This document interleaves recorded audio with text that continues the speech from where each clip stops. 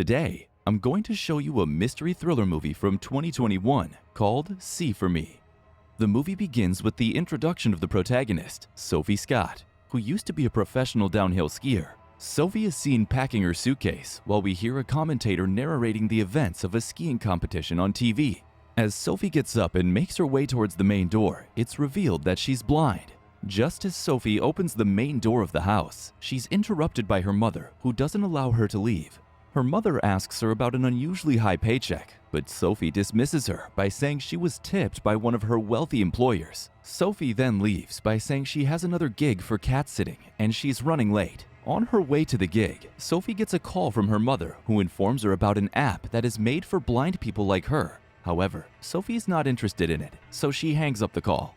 After a while, she arrives at her destination, which is a huge lavish bungalow located on the outskirts of the city. Soon, she meets the owner of the house, Deborah, a rich woman in upstate New York, leaving for a vacation just after divorcing her husband. As it turns out, Sophie cat sits for wealthy homeowners to make money.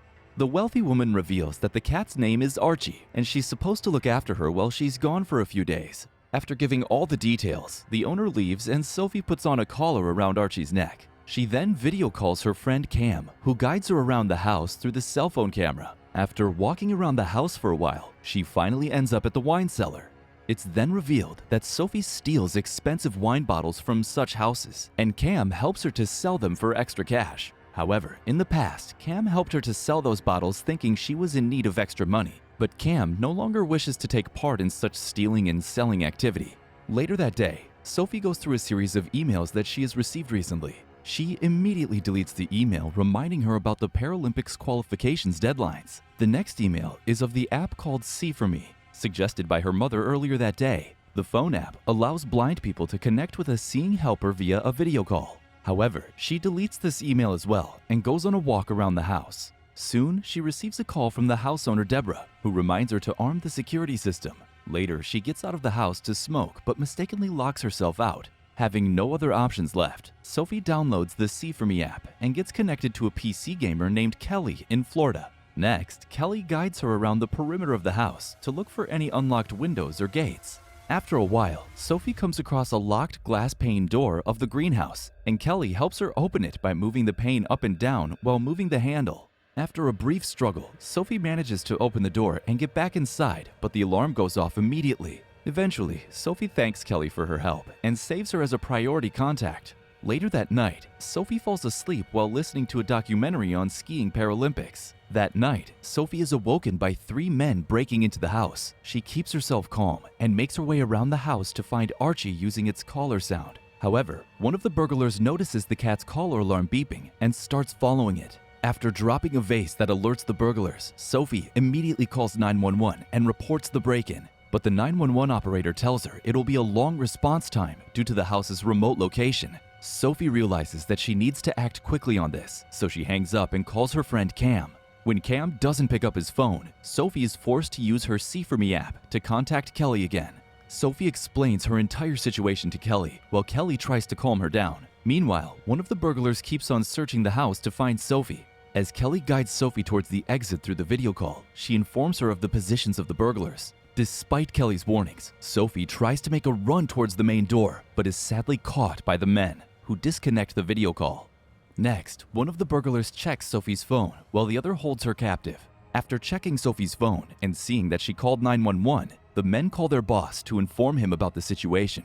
At first, they decide to kill Sophie and run away, but Sophie pleads to let her go and reveals that she's blind. Upon checking the internet, the men find that Sophie's diagnosed with retinitis pigmentosa, a degenerative eye disease causing blindness which shattered her Olympic dreams. As the men start arguing on whether to leave the place or complete the robbery, Sophie learns that the men have broken into the house to steal $7 million hidden in the safe in a wall. Realizing Sophie is no threat to them, Rico tells his men to let her go. Rico also instructs them to pack up their gear and come back later. As time is ticking away, the men start panicking as the cops will be there anytime soon. However, Sophie convinces them to give her a share of the take in exchange for sending the police away. At first, they don't believe her, but when they find the wine bottles inside her bag, The men realize that Sophie is a thief as well, and they can probably trust her. Sophie calls 911 a second time to cancel her initial report, but is told that the police have to respond even after a false alarm is reported.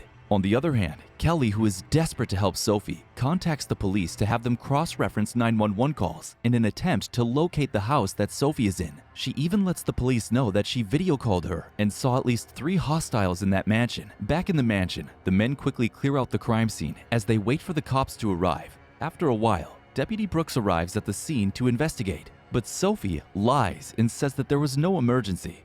At first, she doesn't even let the officer in by saying that the homeowner, Deborah, instructed her not to let anyone do it. But the deputy persists in her decision to come inside and Sophie eventually lets her in. Soon, the deputy starts investigating around the house while making small conversations with Sophie. Things get a little tensed up as the deputy slowly makes her way around the house and Sophie worries that her lie will be revealed. However, Sophie manages to keep herself calm and the deputy finally decides to leave. But as the deputy is about to leave, Kelly's alert is radioed to her, and Sophie's lie is revealed. The deputy quickly takes out her gun and comes back inside to check. Moments later, one of the intruders comes outside voluntarily and surrenders himself. The deputy immediately calls for backup, but she's suddenly attacked by another one. After a brief struggle, the robbers kill the deputy by strangling her with a wire. Seeing that they've killed an officer, one of the burglars named Dave starts panicking. But another one calms him down and orders him to get back to the safe before the police backup arrives. Meanwhile, Sophie escapes with the deputy's gun and calls Kelly for help. Kelly suggests she stay inside the house, but Sophie insists on going out while the men inside the house search for her. Eventually, Sophie gets out but stumbles multiple times out in the snow. Following Kelly's advice, Sophie returns back inside the house and hears that Dave has started drilling once again. After a while, Sophie senses that one of the men is coming near her, so she holds the phone in the direction to let Kelly know. As instructed by Kelly, after the man comes close enough, Sophie stands up and points the gun at him. The man tries to convince Sophie to put the gun away, while Kelly insists Sophie shoot at him.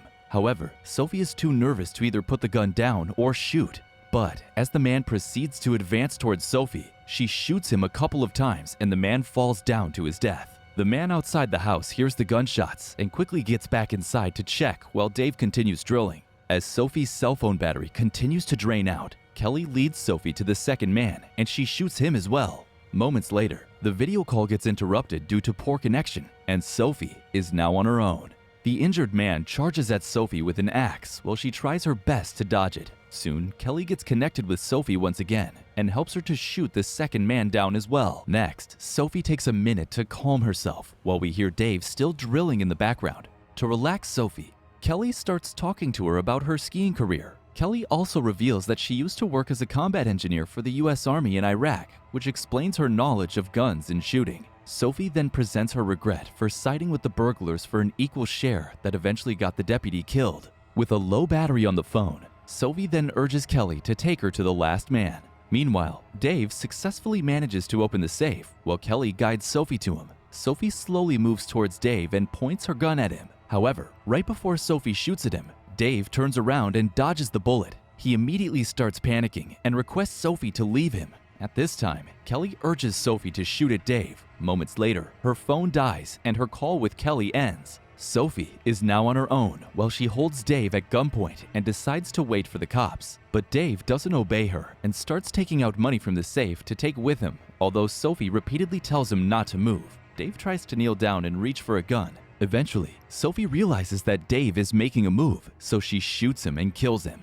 Next, she takes a few cash bundles in the safe and decides to keep them for herself. While she waits for the police, Rico arrives at the scene and Sophie is surprised by his arrival. Rico tries to convince Sophie to come outside as he doesn't think she will be accountable as a witness. Rico also reveals that he is Deborah's ex-husband and he hired all 3 of the robbers to break into the safe and steal his money back from his wife. He tells her that Deborah did not know the safe or the money was in the house and tries to convince her to let him take the money. However, Sophie refuses and cuts off the lights in the house, baiting Rico to pursue her. Rico slowly moves around the house searching for Sophie while she hides under a table. After running out of ammunition in her gun, she's caught by Rico. Sophie almost dies as Rico strangles her, but gains the upper hand and beats him to death with a heavy object. Shortly after that, Sophie passes out as we hear police sirens in the distance. In the next scene, we see Sophie in a wheelchair with her mother outside a hospital. After recovering, Sophie tells her mom that she has decided to try out for the Paralympics and plans to ski again. Her mom tells her that they'll need money to buy all new gear, and Sophie clutches her backpack and smiles, implying that she took some of the money with her from the house. In the last scene of the movie, Sophie video calls Kelly to give her an update on her skiing progress, while Cam acts as Sophie's guide. Thanks for watching. If you fancy more recaps, check out this video now.